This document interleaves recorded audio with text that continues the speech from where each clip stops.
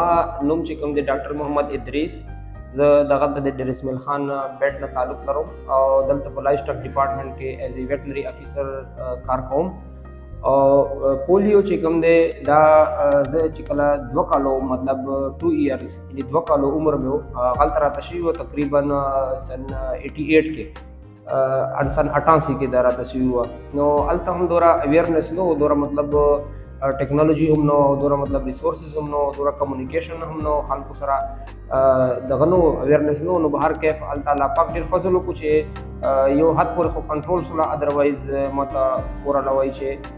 تاسو ته چې کوم دا هغه کوم پولیو ټایپ سره یو هغه ډېر خطرناک ټایپ و، خو اوس هم ما کې چې کوم دغه پولیو افیکټ دی خو زه ګرځم ګزاره کوم، خو هغه لیول باندې نه داسې چې زه بېساکي دا زه چې کوم دی بالکل ویل چیر باندې ګرځم. نو دا بس هغه والدینو ما سره هلته په ټایم باندې او د مختلف هسپتال سره ډاکټرانو دا یو ښېګړه وه چې زه هلته په یو سټیج باندې کنټرول کوم.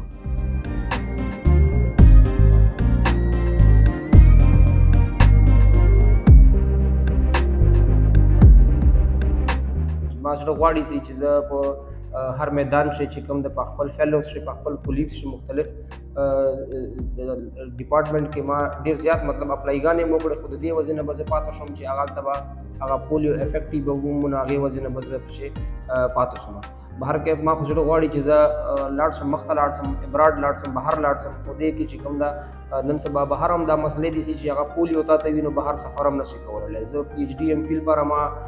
ډېر ځای اپلای وکړو، نو هغه ځای کې دا یو مسله پکې راشي چې اکثره بیماریان یې هغه ډېر سټرکټلي هغه وایي چې یو قسم بیماري هم پکې نه وي. نو پولیو حوالې سره چې کوم دا زه بالکل دا محسوس کوم چې معذوري چې کوم دا ټیک سوله یو الله پاک هر طرف نه امتحان دی، خو بیا هم هغې نه پس دا ګورم چې وایم چې میسج ورکوم د خپل برادران او خپل کمیونټي ته چې تاسو چې کوم د همت مه هروي او تاسو چې کوم دا